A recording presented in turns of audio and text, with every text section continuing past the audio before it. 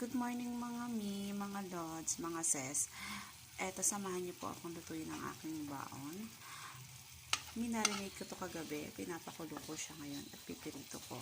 Nilagay ko po sa marinate is bawang, then nilagyan ko po siya ng paminta, tsaka konting oyster, toyo, tapos nilagyan ko ng tomato sauce para maganda yung kulay.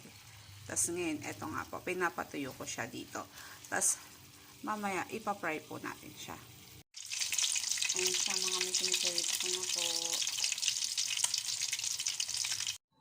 Eto na po yung baon ko, mga yan na yung finish niya. Yung sauce niya kanina, ipinatong ko lang po ulit. Diba, pinirito ko siya, then pinatong ko po. Yan lang po, para meron, hindi siya masyadong dry mamaya sa trabaho. So, para may sauce, yan, nilagyan ko po siya.